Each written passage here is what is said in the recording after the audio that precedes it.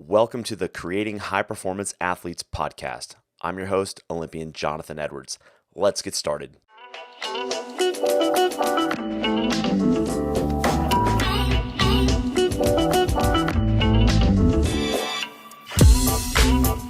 everybody, it's Jonathan. Happy Wednesday. Welcome to another Facebook Live. Welcome to another, if you're listening on iTunes, on Apple Podcasts, at the Raising High Performing Athletes podcast. Good stuff going on. Lots of good stuff going on.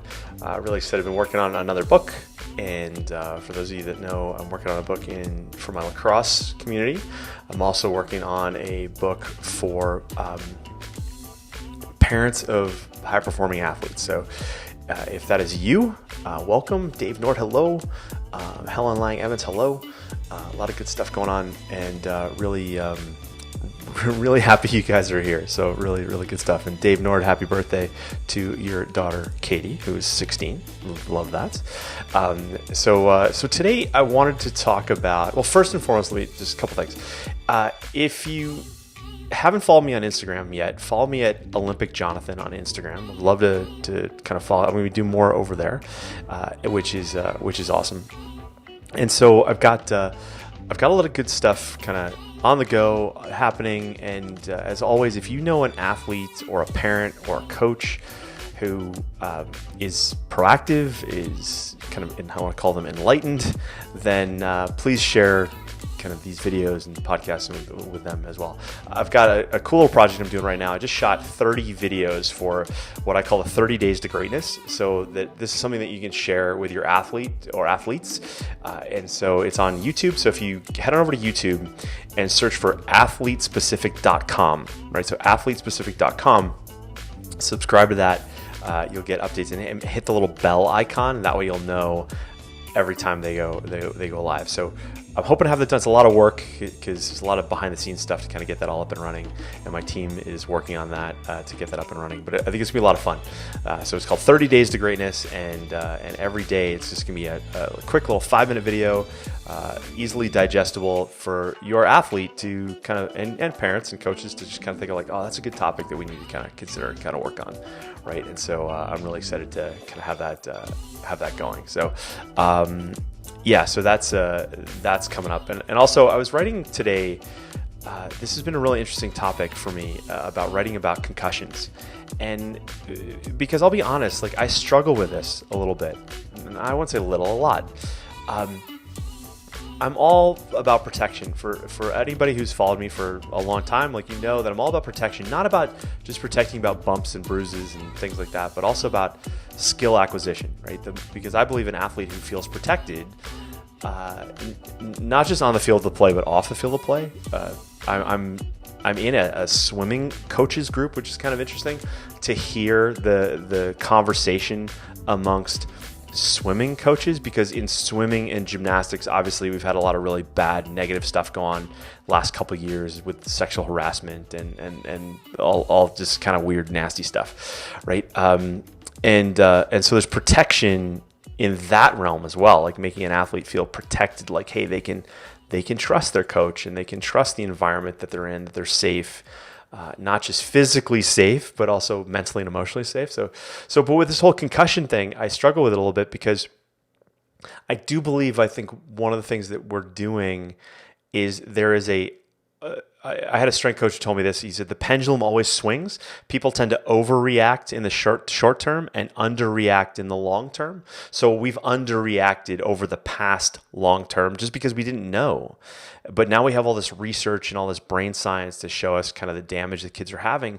But I struggle with this because I also see there's so many great things that come from involvement in sports, right? There's so many, and we're going to talk about one of those traits today, which is leadership.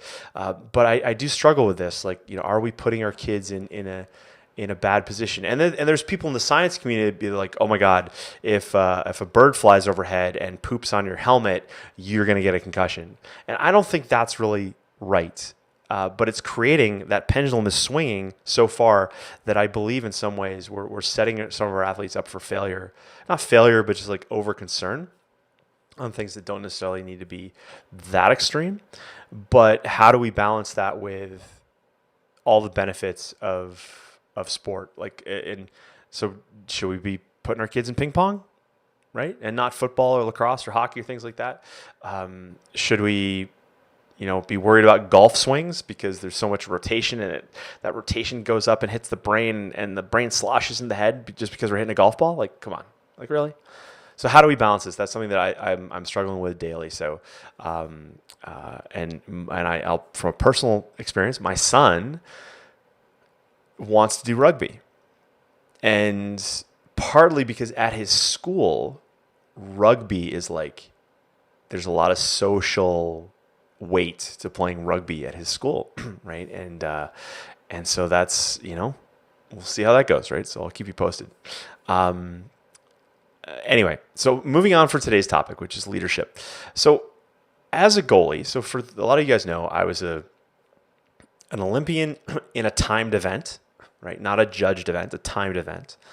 I was a goalie in every sport pretty much that I played, although physically it got to the point where I could play elsewhere on the field. Like I wasn't just stuck in the cage. I could play all positions. But I was also an only child. And so for me, I never really developed a conscious thinking of leadership until much older in life. So for some of you who are in the business world, there's a guy by the name of John Maxwell who wrote a book called The 21 Irrefutable Laws of Leadership. It's a very popular book. This guy is an enormous brand around the world speaking on leadership. But I never really thought much about leadership growing up because I just played, and I played my heart out, and I was interested in being good at my sport. One thing that I look back on that time now, and I do see that within the teams that I played on and the organizations I was part of, there were kids, and I call them kids, we were all kids back then, but there were athletes who were the social epicenter of a team, and they were then de facto leaders of the team. Does that make sense? Like it wasn't that they were like leading by example. Some of them obviously weren't the best example, but they were the social epicenter of a team. Now, I work with a lot of goalies, as you guys know. Lacrosse, my main sport that I just grew up and loved, but also hockey goalies, soccer goalies, things like that. And goalies are naturally put in this position to be leaders, right? We want them to be the leaders. But a lot of goalies are quite introverted, right? Just naturally. And so as I got older and I've you see my bookshelves are like packed with books on leadership and mental performance and sports psychology and things like that. That's why I'm kind of in this field now. But leadership, I know now, is not something that everybody is wired to have, right? And so a lot of athletes, especially when they get good, and for the majority of the people that listen to my podcast and listen to these videos and read my blog and things like that, they are, I want to say they're more progressive families, right? They've got bigger dreams, bigger aspirations, right? And so their athletes are usually some of the better kids on a team. And then naturally the coaches look to them to be leaders. And I have learned that this is a problem.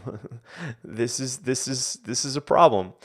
And so we have this moment where our coaches are looking for people to help be kind of extensions of them on the field, in practice, and things like that. And what I know now is that this is wrong. For lack of a better term, it's wrong. And I'll share with you a story. So when I retired from the Olympics, one of the things that I had a chance to do was go through a kind of like an exit process provided by the U.S. Olympic Committee, and kind of to helping transition from an athlete into civilian life, for lack of a better term, right? Civilian life. And one of the things we got to do was we got to work with a psychologist or psychiatrist, and we got to do a personality profile. And I had never done this. Like, here I am I'm in my 20s now, my early 20s. How old was I? No, I was in my late 20s at the time, like 27, I think. And I did this Myers-Briggs. So how many of you guys know what Myers-Briggs is? So there's a whole slew of personality profiles I know now in the world of business. And they're done in a way that this was pretty much pioneered in sales organizations as a way to figure out, like, okay, hey, we got these top sales guys, right? We got our sales dogs. They're making the most money, right? As a company, like, if we get more of these guys, like, we'll just make more money, right? So let's find out what their personality is. And then we're going to come up with some boxes to fill. And then when we hire new people, we're going to give them the same personality profile test and see if they're the same. Because if we get more of the same, we'll make more money.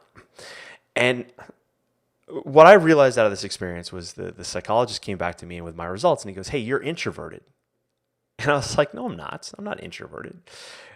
And he goes, yeah, you are. I was like, no, I'm not. He goes, yeah, you are. I was like, no, I'm not. And immediately this guy lost all sorts of credibility in my perspective, right? But I'm a polite kid, and so I was like, all right, well, he goes, listen, hear me out. He goes, did you ever go out to the bar with your teammates, after a race? And I was like, of course. And he goes, what do you do in those situations? He goes, are you the one that, like, you're talking to everybody and you're bouncing around and you're seeing how everybody's doing and you're joking and you're laughing, or did you sit more on the sideline, or are you more happy to watch? And I was like, I'm more happy to kind of sit back with my beer and watch, right? And he goes, okay, like, another situation, like, you go to a sponsorship event, and as an Olympian, we would go to these sponsorship events, and you get a chance to meet all these people. He goes, would you, like, go right up to people, or would you kind of go slowly and meander and hopefully find a conversation that was meaningful? And I said, wow, totally the latter. He goes, these are all signs that you're an introvert. He goes, you have a rare talent, which is you can create conversation. So on a scale, you would have introvert on one side and extrovert on the other, right? And he goes, listen, when you go home at night, you're not getting on the phone, touching base with all your buddies, right? You're happy to, like, turn on the TV or read a book. And I was like, yeah, totally. So here's the deal. He goes, in this situation, you can be an extrovert, but at the end of the day, you get more energy by just scaling back than by seeking more interaction. And I was like, totally. I left that conversation thinking, dang, I really wish I understood that during my time as an athlete, and I wish my teammates knew that about me, and I knew that about them, because those kids that were the social epicenter of the team, they were more extroverted, whereas I was more of an introvert. And so when it comes to leadership, that's a big deal. So, like, as a goalie, I would direct traffic, right? Especially in the sport of lacrosse, like, there's a lot of goalie communication. I'd be telling guys where to go. I could do that. And then when it came time to do, like, sprints as a team, I was the first guy. Like, I was just, that was my form of leadership. I didn't think I was leading by example. I just was doing what I knew I needed to do to succeed. And so it worked out okay, because my coaches were happy, because the goalie was also one of the hardest workers, and that was a sense of, it was easy, right? And then I became a captain because I was good, not because I knew anything about leadership, just because I was good and I put in a good effort every day. But what I run into now a lot is I run into athletes who have been thrown into a position where they are being forced to lead, but they're not yet wired to do it. And the coach doesn't know how to teach it. The coach doesn't know how to kind of get it out of their athletes. And then what happens is the coach then gets stressed out because they wish their athlete would do more. But the athlete's not really wired to do that yet. Now, here's the cool thing. So personalities, what all these personality profiles will tell you. There's people that hate them. Let's just preface this. There's people that hate personality profiles. They think they're little boxes and it's places that people can hide, right, within themselves. They say, like, oh, I'm an introvert. I don't have to do, no, or I'm an extrovert. I'm naturally loud and obnoxious, right? Like, they hide in those things, and that's not what I'm talking about. But are people that say like, your personality is still morphing all through high school age and somewhat into college. Like once you're kind of into college age, people will say your personality is pretty much formed around like 17 to 19 years old. It's pretty much formed. So, but one of the things that I do with my athletes in my Athlete Breakthrough Blueprint program, which is my high-end coaching program for athletes who are really going for it, is I put them through a process where we learn about their personality profiles, right? We get some, not necessarily a fixed picture of their personality, but an understanding of what they're designed to do and not do. And what's usually really enlightening in that experience is an athlete goes, oh, now I get it. I understand why I do what I do to a point, right? Enough for them to now go, all right, when I go out to practice tomorrow and coach wants me to be more of a leader, I know why that might feel uncomfortable to me.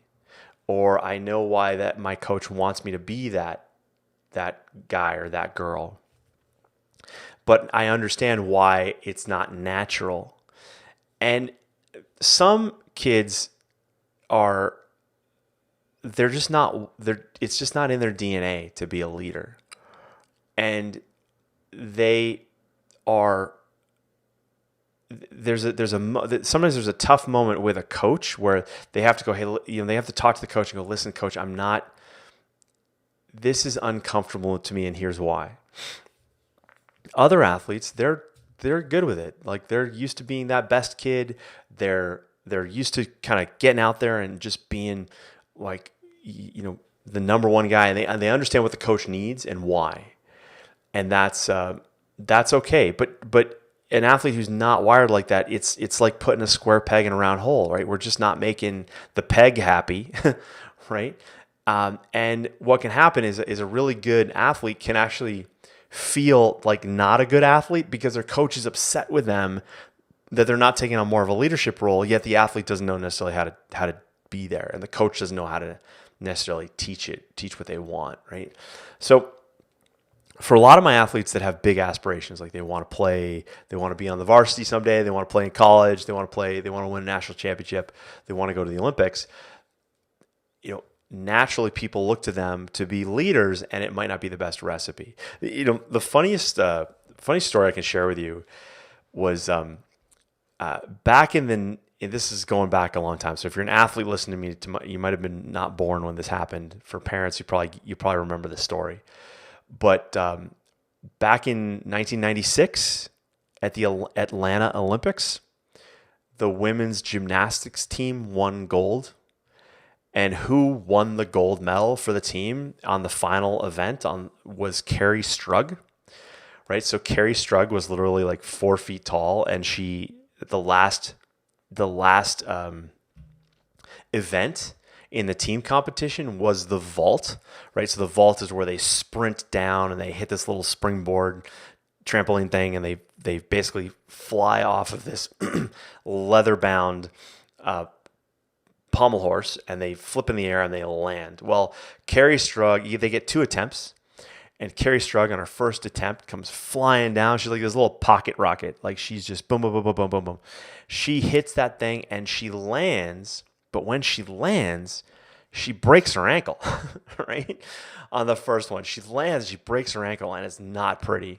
And she's hobbling back, and the television is all over Carrie, and it's all down to this, right? All out of this vault, but she's obviously limping, and the entire world, like all of the United States, is watching this, going like, "Come on, Carrie! Like she broke her ankle, right?" You just see the script writers going like, "Dang, this is good. This is gonna be good."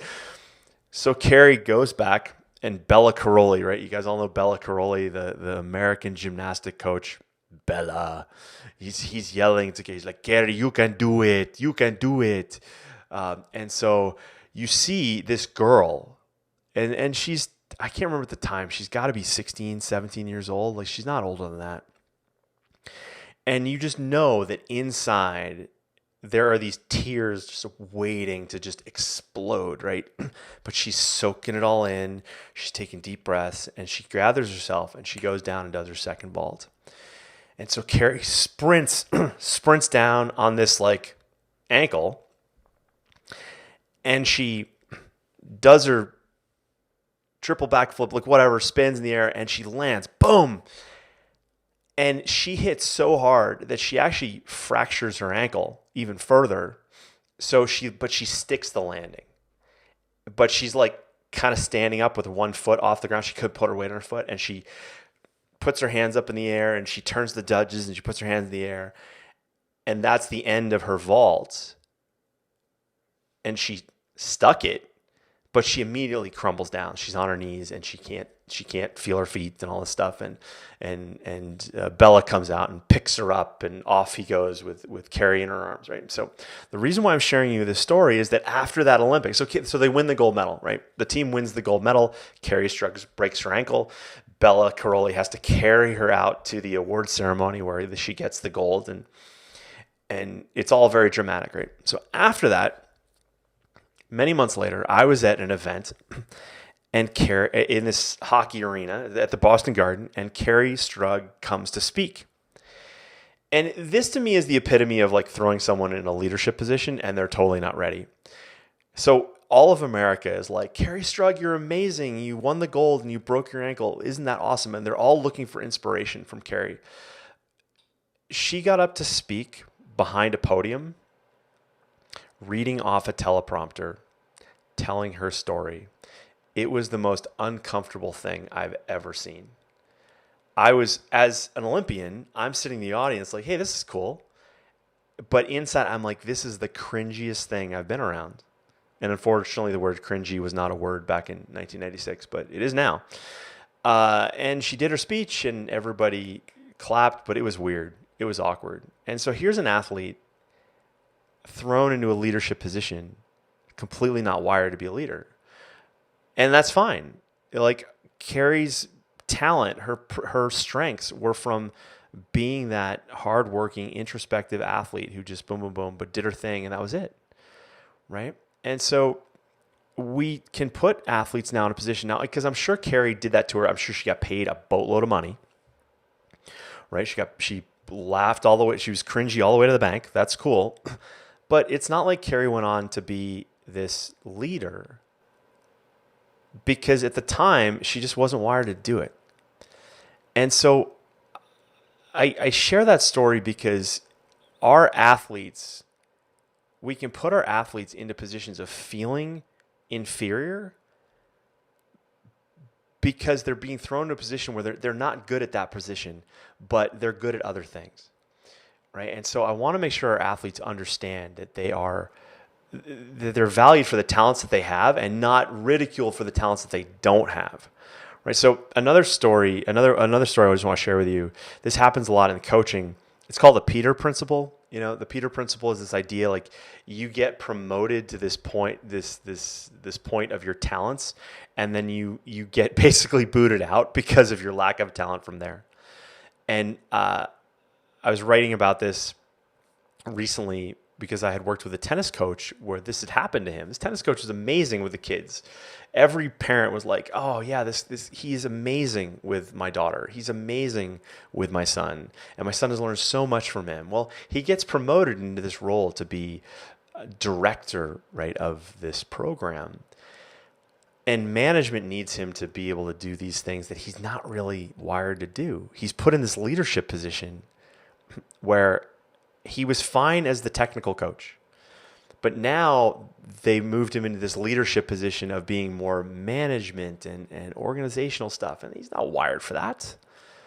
But what happens, like, it's not like, oh, we moved him down to be coach again. No, they hired somebody else to be the manager. No, they let him go. And that sucks. Like, that's totally not cool. So it happens not just at the athlete level, but at the coach's level. And so we just got to be mindful of, all right, what are our athletes? What's our main athlete personality? What's their profile, right? We need to steer them so that they can continue to do the thing that they're best at, which is usually on the field of play, right? We don't want our athletes to be thrown into situations to have to be leaders when they're not necessarily wired for that. and to protect them if the coaches and the administration around them is ridiculing them for not being a leader, and then therefore their self-esteem takes a hit, going like, well, wait a second, I just want to be an athlete. Well, we want them to be an athlete. We want them to be that athlete, right? And in a future episode, I'll talk a little bit more kind of about the 4 elements of athletes. I use this a lot, helping athletes understand like what they're wired for. Like, are they more earth, wind, air, fire, that sort of thing? Because that can be really helpful. But understand that if your athlete, and sorry, the last topic I want to share here is this. Some of you have athletes who are leaders, okay?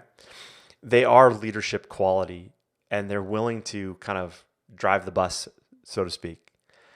But that sometimes can take them away from doing what they do best.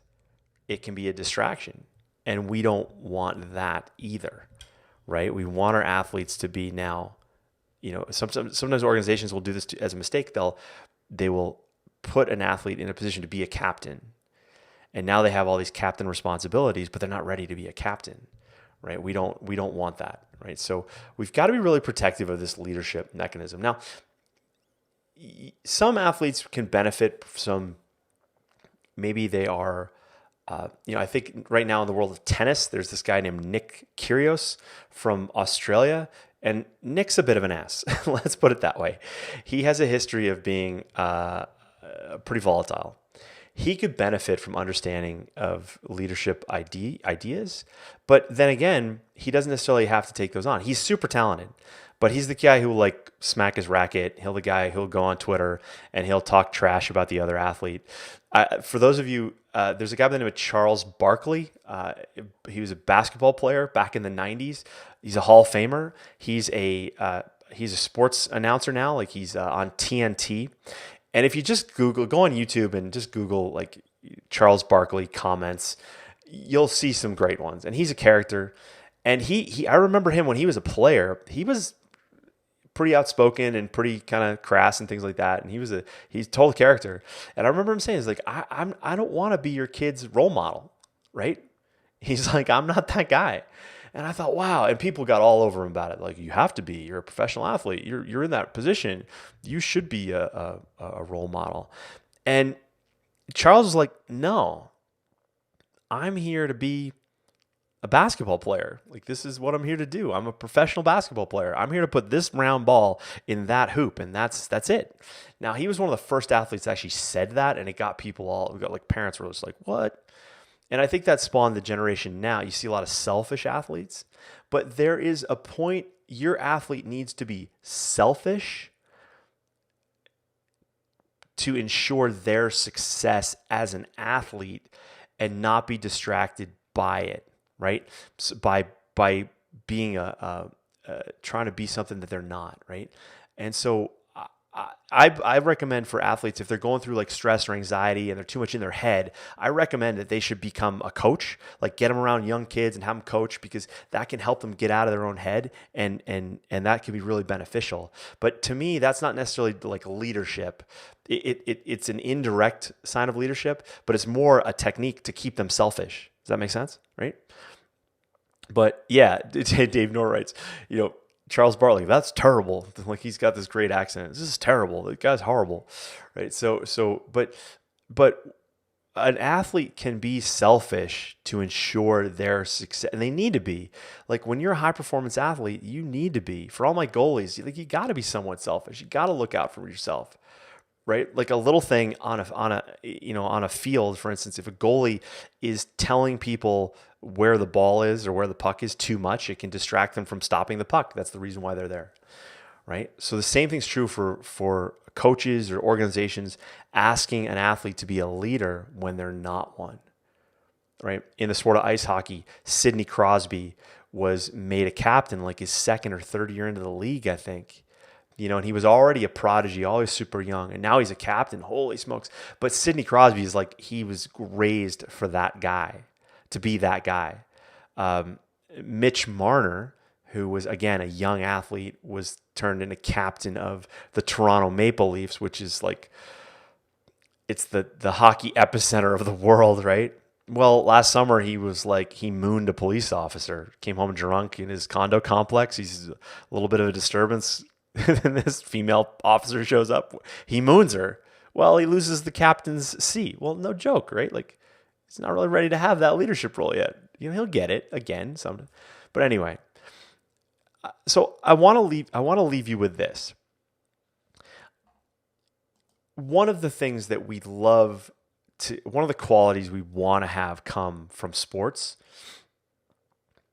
we've got hard work, dedication, all those qualities that we'd love to see. But we also, leadership is one that people talk about. We want our kids to be leaders. Well, hey, you know what? That's great. But let's put it this way. We want our kids to understand what leadership is and isn't.